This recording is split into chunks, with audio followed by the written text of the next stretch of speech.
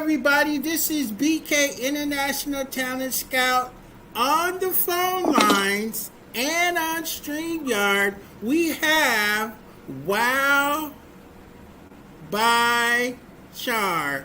She is a author. She is also part of the Facts newspaper. How are you doing today, Char? I'm doing well. I'm doing well. How are you today, BK? I'm doing good. Today we're going to talk about your book. We're going to talk about your documentary, and we're going to talk about you being putting in a weekly article in the famous Community Facts newspaper. Let's talk about your weekly article. How did you get started writing your weekly article in the Facts newspaper? For those who don't know me, my name is Chardonnay Beaver. I am a third generation of the Beaver family as far as the Facts newspaper goes. My grandfather was Fitzgerald Beaver, who was the chief and editor and founder of the Facts. So for the past 4 years, I've been writing and publishing my column, Words of Wisdom by Char. Char is a nickname that family calls me, and I thought it would be a nice abbreviated way to introduce myself. So I've been writing it, and my column delves into topics like purpose, identity, authenticity, just from a fresh perspective. And it has grown me in many ways, but I took my column, the 4 years worth of entries of pieces, and I put it in my book, Words of Wisdom, a compilation of life principles inspired by truth and guided by purpose, Volume 1. It's on Amazon and Barnes and Noble right now. But I put it into the book and published it in May. And so it's been a fun ride. Wow. So, what inspires you to write your weekly articles? Yeah, so actually back in 2020, my aunt Marla, who's the chief and editor of the Facts, she approached me about writing a column. She had seen my gift, and though I've grown up in a family of publishers, I was never pressured to be a part of media. And so God just naturally directed my path in that direction. And I started writing. Not only do I write my column, but I am a trained journalist. I got my degree from the University of Washington in journalism and public interest communication. So I've written all throughout the city, from Cascade PBS to the South Seattle Enroll, the Seattle Medium, the Facts, of course, to name a few. And so writing has been great, but my column is just so personal. I feel like it's a creativity. Every time I get to my keypad on my computer to write, ideas flow through. And wisdom, of course, comes by way of age, but I know that it also comes by way of, faith and reverence and maturity. And so it's been a great process. So, do you get feedback from young people as you're walking down the street, or what's your interaction with young people? Because I think it's such a cool thing for you to be writing an article that you can connect with your generation and children, and then people that just like your writing style. What is your interaction when you meet people on the street? Yeah, so Wow by Char was actually an Instagram page that I started back in 2019. And so my peers, my friends, things like that, community, they had already been looped in with the page or aware of the page. I've been in and out, haven't been the most consistent with the page, to be honest. But from there, the column was launched, and I've done a lot of public speaking. So in community, I'll be stopping grocery stores, at events, and people will be like, Wow by Char, Wow by Char. Totally forget my name is Chardonnay. Like, forget your real name. You're Wild by Char. So I did it to Wow. myself. But it's been really cool. But that's happened my whole life. Every birthday that I've had, every event has been in the paper. And so people have watched me grow up, and it's been a fun experience. Oh man, that is so cool. I do think that's a cool name. Wow by Char. That is Yeah. so cool. It has to be a t-shirt. It has to be a t-shirt. coming soon, Hey, a little BK. bit of prophetic. Okay, let's go to the next step in this interview. You have done this incredible documentary, and I Oh, want you to lead into it and share about it and get people excited about your event coming up. yeah. So I'll tell you a little bit of backstory so people get a sense of kind of how I go into creating. There's a story about a young leader that I admire, I glean from, and I'm gonna kind of, for the sake of time, brush past some of the details in the story. But the young leader had a dream, and the Lord came to him in a dream, and he asked him, whatever it is that you're desiring, let me know because I will grant it to you. Not because the young leader was better than anyone else, but just because of the matters of his heart for God. And the young leader was anxious about the things that were before him, the people who had depended on him. And he said to God in the dream, I could ask for riches and everything else, but I actually think I need wisdom. And BK, Mm. this is the main part. He said, not wisdom just for myself, but to lead your people, not to dominate or oppress your people, but to lead them because I'm a young leader. And so the Lord said, wow.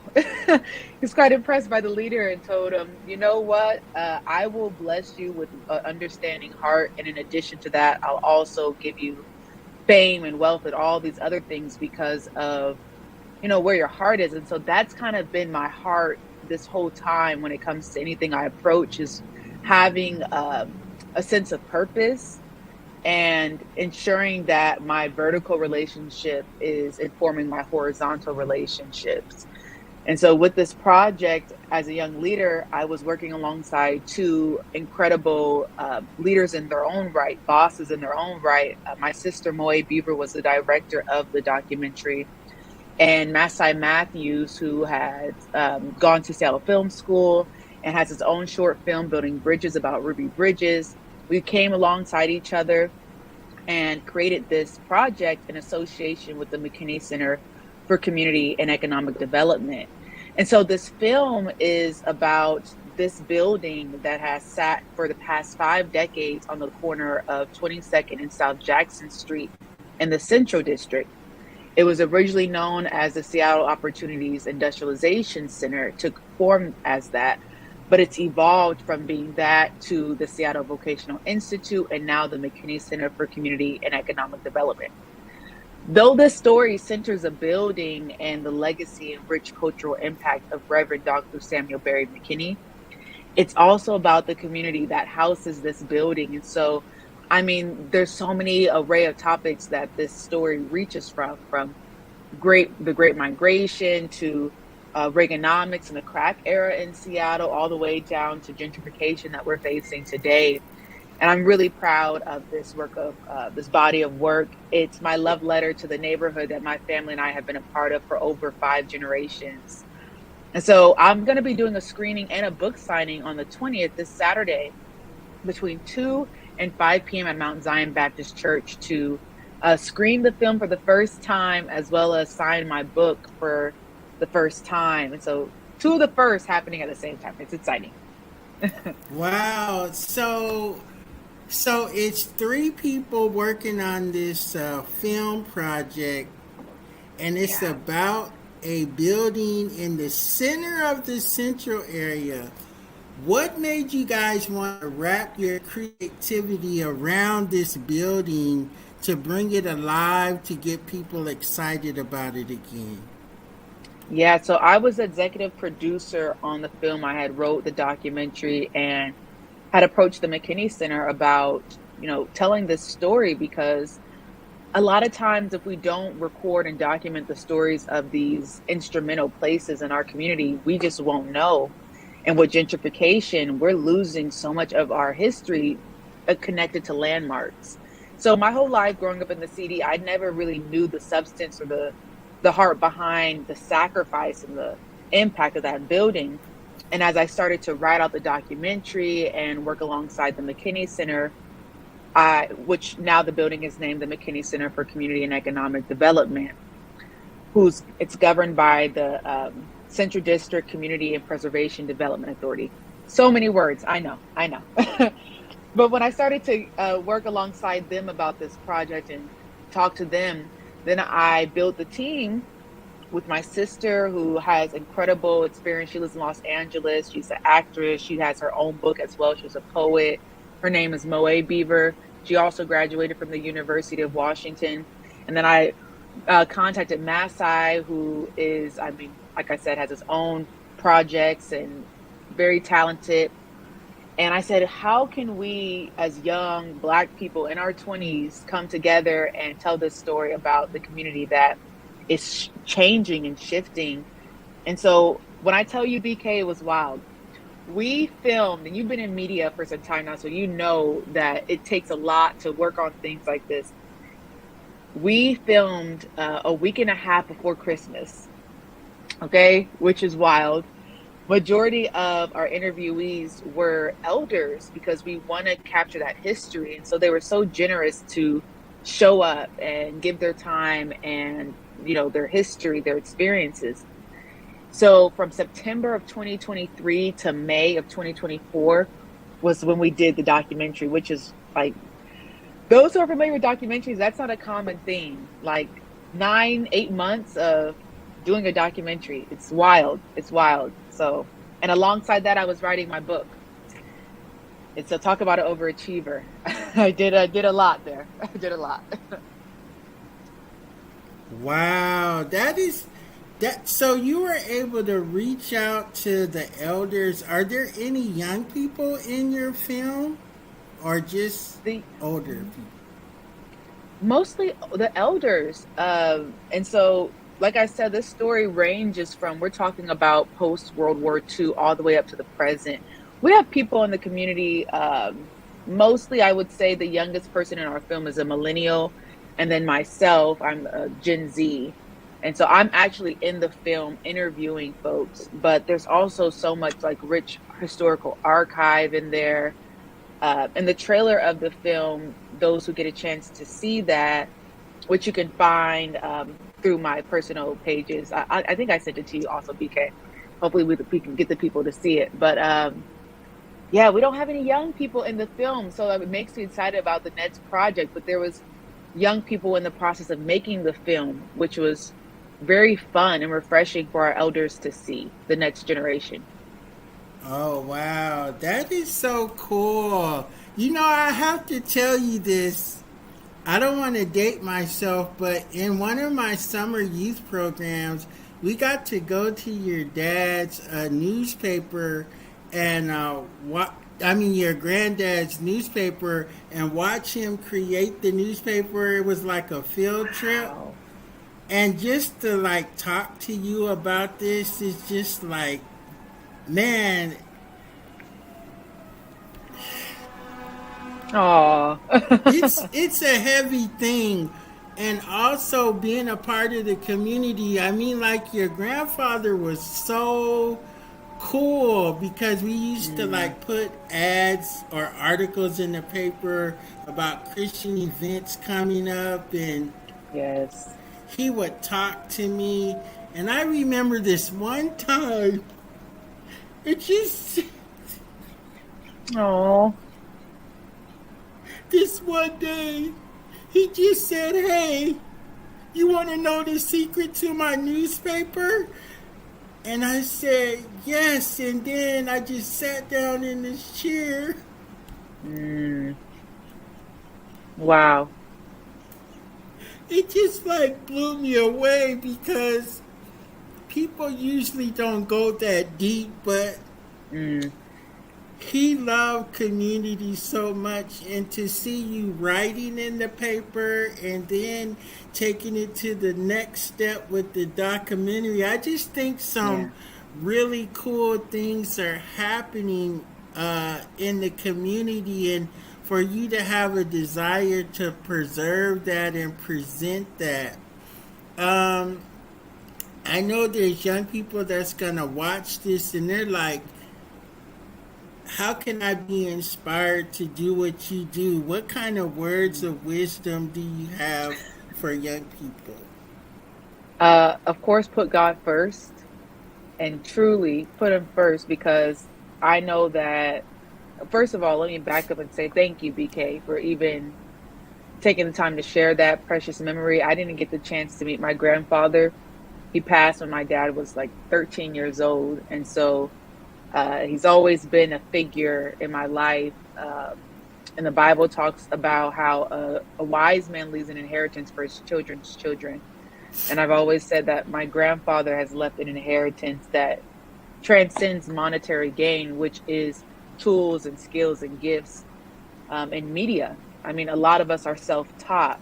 And so I'm very grateful for the legacy I come from, and I entrust God with my gifts because he's a gift giver. So I would tell anyone to first identify and come into agreement with the fact that you have a purpose on this earth, and that your life is a vapor. It's here today, gone tomorrow.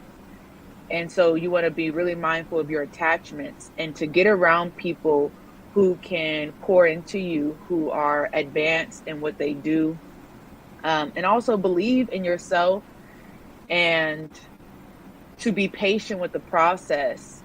I think that there's definitely a hope deficit amongst our youth, especially in our city of Seattle, with just recent events of gun violence and chaos, quite frankly. And so it's super important that we continue to cultivate hope in their lives. And I hope that this film inspires people to do this. Like, there was 3 of us in our 20s getting together, doing a film project. I played an instrumental role in the film because not only did I host it, narrate it, but I also edited my first film. I edited the film myself. Oh, wow. Yeah, so that's a whole nother layer. I don't encourage that. But, you know, one of our silent principles at the Facts is the work's not done until it's done. And so Oh, wow. you got to get the work done. And I'm incredibly proud of it. And so I also want to say real quick, BK, I think that it's important for young people and elders to get under each other. I think it's important for elders to be open and honest with young people about their own stories. I was talking to a family friend, and we were talking about how if we don't have enough references and awareness of the models that were before us, like the Reverend Mckinney's, like just so many other figures in our community, from Quincy Jones, my grandfather, right? But also incredible women pillars like Reverend Dr. Phyllis Beaumonte, who I'm working alongside for this event through the History and Archive Ministry at Mount Zion on the 20th. And so it's getting under elders who can pour into you and be curious about, you know, where you're from. It's important to be grounded. So that was a lot in a nutshell. But first and foremost, put God first. Like, know your creator. And from there, you can do anything. Know your creator. Yeah, ask God to let you see yourself the way that he sees you. And that's a big part of how I was able to create this book. So, wow. So you go from Instagram to the Facts newspaper to this great storytelling idea. Tell us, before we end this interview, tell us what's next for Wow by Char. Well, what's next is this event on the 20th. Like I said, it's a book signing between 2 and 5 p.m. It's a free event as well. So RSVP is yes, it's a free community event. So RSVP is required. And so you can go on eventbrite.com and just search my name, first and last name, Chardonnay Beaver, and it'll come right up. Or you can come to my Instagram page, _@ Char Beaver, and I'll have it in my bio link. But yeah, it's really promoting this book. Like I said, 4 years, it feels like a graduation that I've been writing my column. And so it's exciting. This is the book here. My screen's a little blurred, but book here, the back of the book, that's me here as well. And you can find it on Amazon and Barnes and Nobles, or just come through and I'll be selling and signing the book at the event. I definitely have a few content ideas of what I want to do. And as far as filmmaking, I definitely want to continue. I already know the next documentary I'm going to do. I won't spoil it, but I'm excited. Now this doc is 90 minutes, BK. I don't Okay. know why I went all the way over the edge. 90-minute film. I won't be doing that for the next project, but that's what's next for me, and whatever else God has for me, I want it. Oh wow, this is so exciting. Oh wow. I don't want to take up too much of your time because you know how Facebook and all these entities. But hey, people might want to invite you to their event. So how can they invite you to your event? And do you have any speaking engagements coming up? Outside of my event on the 20th, that's my main focus, to be honest with you. I'm pacing myself because for the past 9 months I've been, excuse me, for the past 9 months I've been underground working on these two projects. So I have a speaking engagement actually August 28th. I'll be emceeing an event alongside Eddie Rye Jr., who's also in the film Oh for the wow. documentary. Yeah, Eddie Rye's in the film. And so he'll I'll direct people to his information, go to his Facebook page, as well as his radio show that comes on Thursdays. I'll be on there this Thursday as well. And so I'll have that event. But for those who want to reach out, please feel free to email me at wowbychar@gmail.com. And like I said, check out my Instagram page at underscore Char Beaver. And yeah, I just did a speaking engagement in Tacoma. And so I'm just open. I want to definitely expand beyond Seattle, into different cities in Washington, but also out of state. And so Oh God's will wow, be done. you're on your way. Thank you for I received taking that. Thank you. time. Thank you for taking your time to share with us. And we want everybody to come to your event on the 20th. We want people to check you out on the 28th. We hope you do more of these podcasts all across the Pacific Northwest because your voice, your face, and your stories must be heard. This is BK Oh, International Talent Scout with Wow by Char. Oh, this has just been a life changing experience for me, and we have to do a follow up soon. indeed. Thank you, BK, for all that you do and what you've been doing in the community and outward. I appreciate you and God bless. All right, God bless you, and we'll see you next week.